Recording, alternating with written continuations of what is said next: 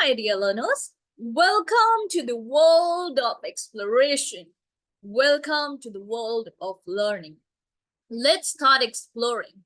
Let's start learning. This is Sukriti Joshi, and let's dive deep into the process of learning. So today we are gonna have a look at the glossary, right? At the glossary of literary terms. Clear? This is what we are gonna have a look at today, right? So the first word is abridged edition. Now, what do we mean by abridged edition? See, it when we say condensed form or a shortened length or a shortened form, then we make use of abridged edition. So condensed or shortened version of a work. Condensed or shortened version of a work. Clear? Now, second word that we are going to have a look at is absence. Now, what do we mean by absence?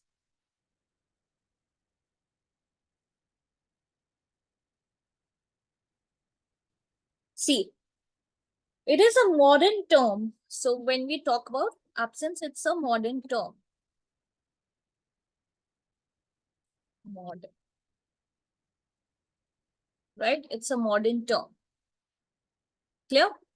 It's a modern term which is used to explain a work of art. So it's a modern term which is used to explain a work of art. Right? Clear? All right. It is a modern term which is used to explain a work of art on the basis of aspects which are absent rather than those which are manifestly present in the work. So it is a modern term which is used to explain a work of art on the basis of aspects which are absent rather than those which are manifestly present in the work. That is absence. As the name only suggests, absence, that is what we mean by absence, right? Then we next move on to the, can we move on like this? No. Okay. I have to erase everything. Right.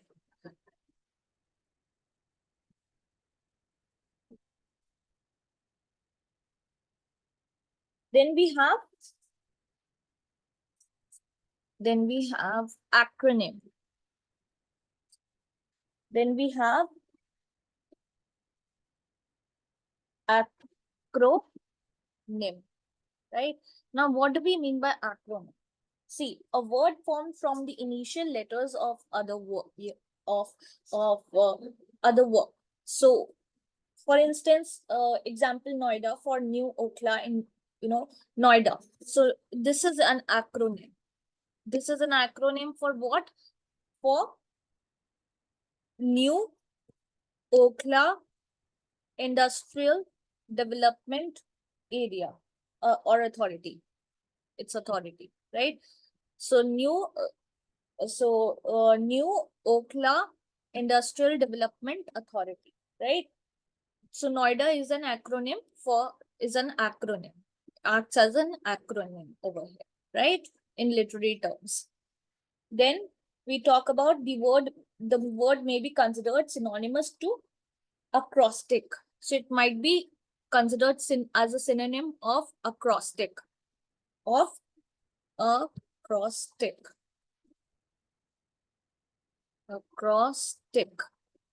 right? It might be considered as a synonym of acrostic. Clear?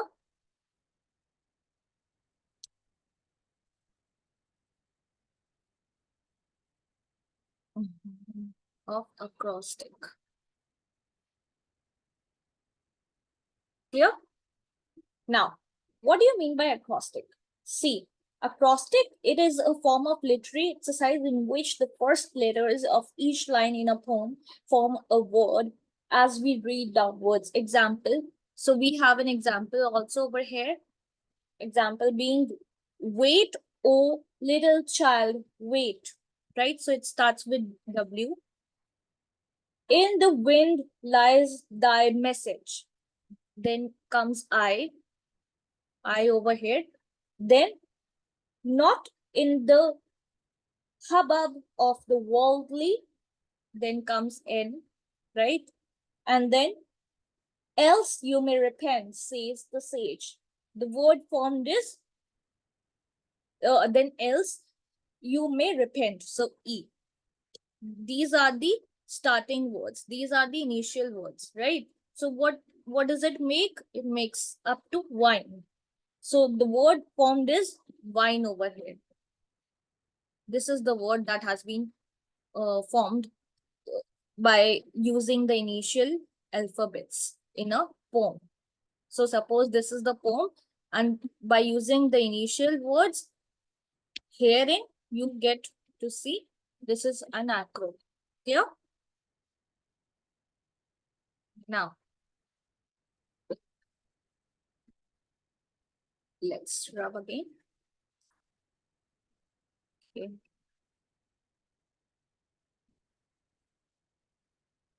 Now, then we have act, right? Then we have the word act.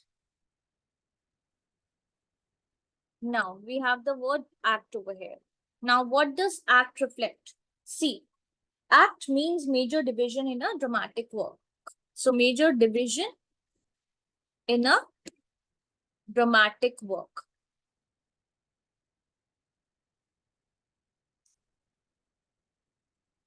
Right? Major division in a dramatic work. Clear? Then we have adigal.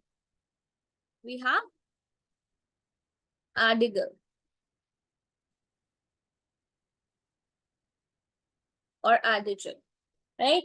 Which means maxim or proverb.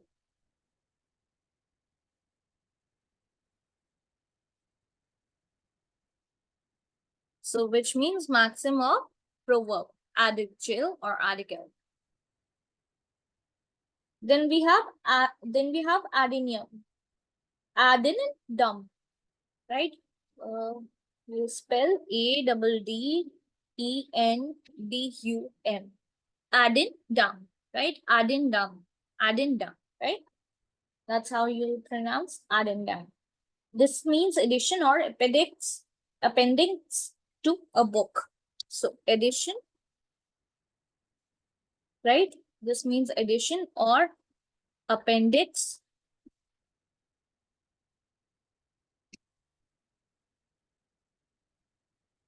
to a book, right?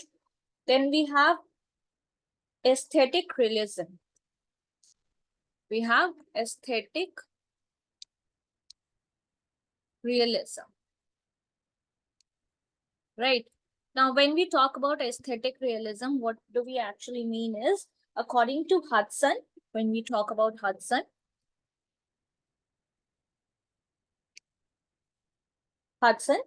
uh, Easter Waters by George Moore was a landmark in this movement toward aesthetic realism. So Easter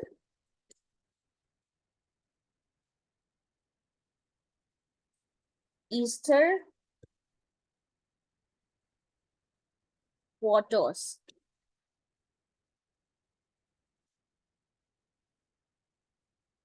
by George Moore. By George Moore. There should be space in between. By George Moore, right? Was a landmark in this movement towards aesthetic realism, right? Towards aesthetic realism. Hudson. Then we come on to how this movement was the vehicle of the new realists, of which Moore and Gissing were representatives. So Moore and who? Gissing. Gissing. You can remember it from guessing. Gissing and GG, because George Moore, G it uh begins with G, and the second one is also G, Gissing. So according to Hudson, Esther Waters by George Moore was a landmark in this movement toward aesthetic realism. And this movement was the vehicle of the new realists, of which Moore and Gissing were representatives. Okay. Now, Hudson, according to Hudson,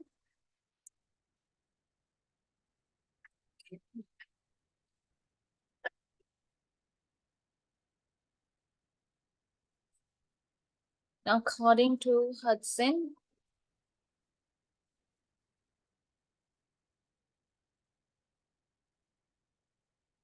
they mistook mere ugliness for frankness and seeing life steadily and seeing it whole, right?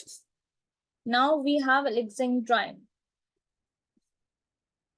We have Alexandrine, right? It is a line of 6 iambic. So it is a line of 6 iambic feet instead of 5. Instead of 5. So instead of 5, it is a line of 6 iambic. It is a line of 6 iambic feet. Clear? It is not known for certain how the line originated. So it is not known for certain how this line originated. It appears that it was evolved by Spencer by adding. So it is believed that it was evolved by Spencer, right?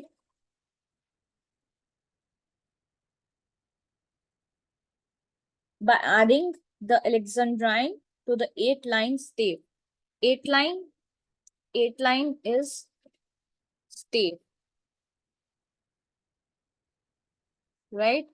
8-line is stave. 8-line is stave. 8-line is stave, right? This is the 8-line. 8-line is referred to as stave. And when we talk about Alexandrine, it is 6 iambic.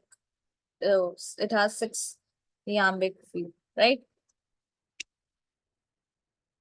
Again, coming to it, it appears that it was evolved by Spencer by adding the Alexandrine to the 8-line stave. That is A, B, A, B, B, C, B, C. Of Chaucer that he used in the of Chaucer that he used in the Monkey's Tale.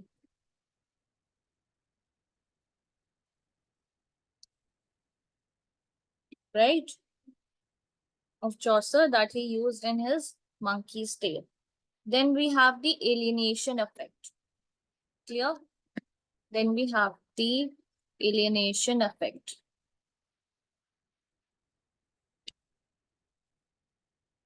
Then we talk about the alienation effect. Right. Now, it was a term devised by the famous German playwright Bertolt Brecht.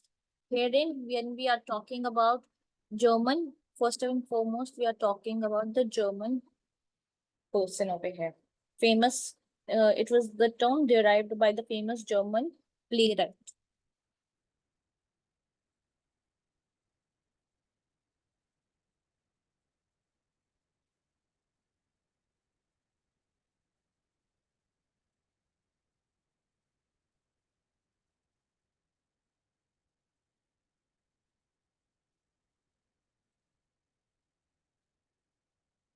Clear? Playwright. German playwright. Alienation effect. German playwright given by Bartok.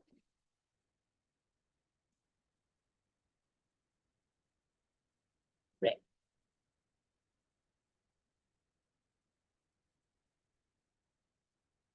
Right?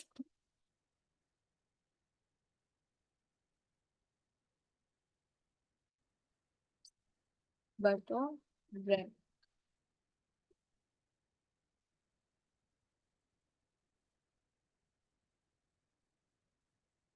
Right? So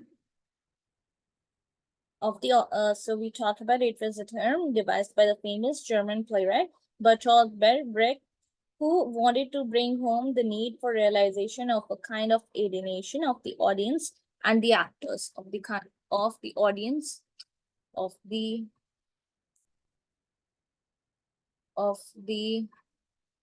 audience and the readers,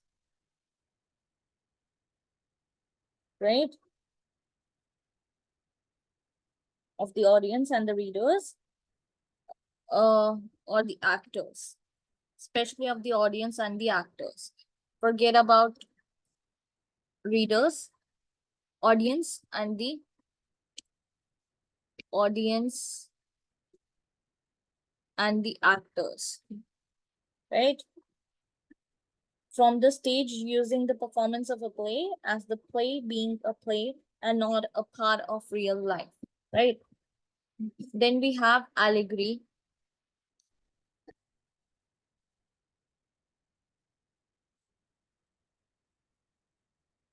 What do we have?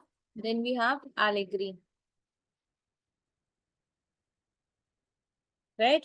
Now, when the abstract or spiritual ideas are presented through living images, the result is the allegory. So when the abstract, right? When the abstract or spiritual ideas or spiritual ideas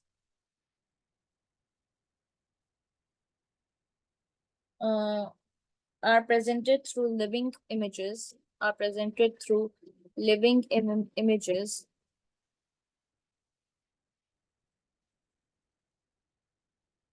the result is the allegory, right? So when the abstract or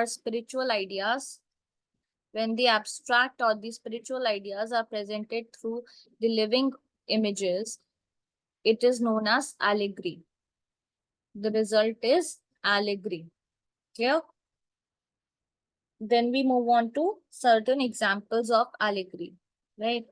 We move on to certain examples of allegory. Now, examples being the Pilgrim Progress, the Pilgrim Progress,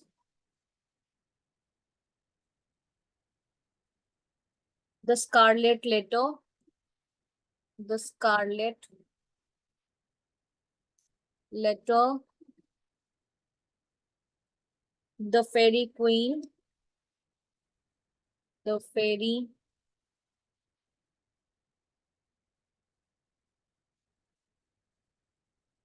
Queen, the Fairy Queen, morality plays such as Everyman, morality play such as Everyman,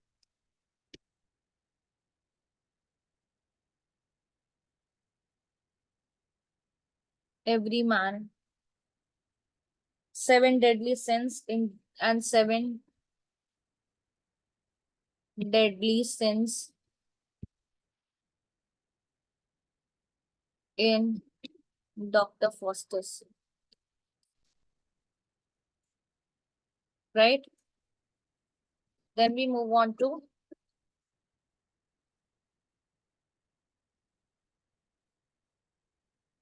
I hope it is getting clear because we need to move past, right?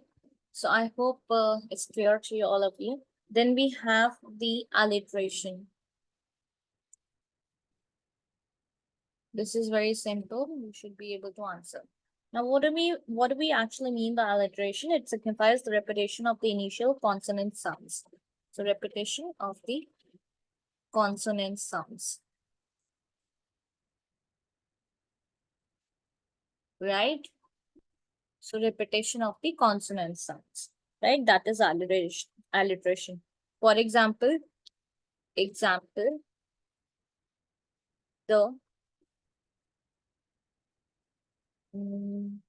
furrow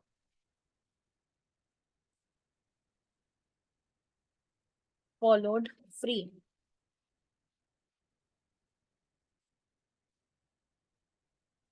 Right?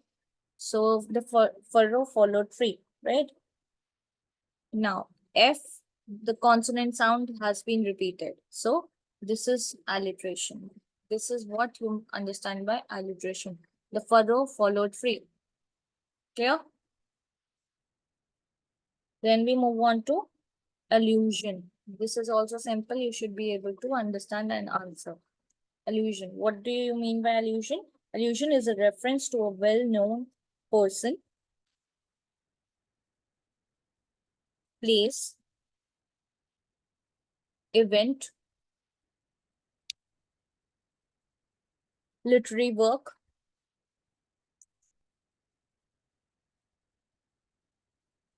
or work of art. Or work of art. Right? Writers often make allusions to stories from the Bible. So writers often make allusions from the story of Bible or Mahabharata.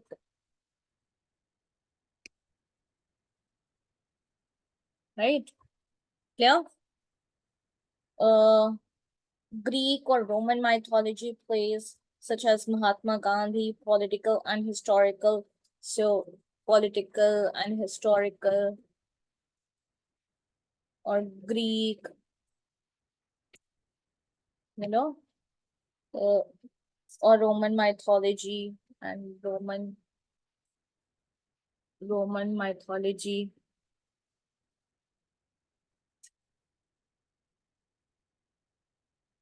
with which they can expect their readers to be familiar. By using allusions, writers can bring to mind complex ideas simply and easily.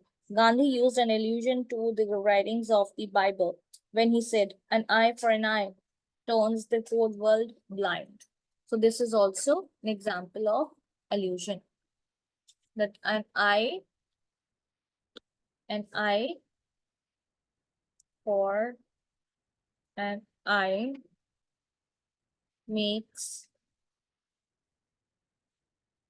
the whole world blind, right? I hope it's making sense. So we would be continuing with the other literary forms in our next session. This was just an introduction so that you get to know some of the literary terms. So that you get familiar with some of the literary terminologies, right? Now we would be continuing this session, right, in the next lecture, in the next session. So till then, keep learning. Let's all keep learning, and let's all keep growing, right?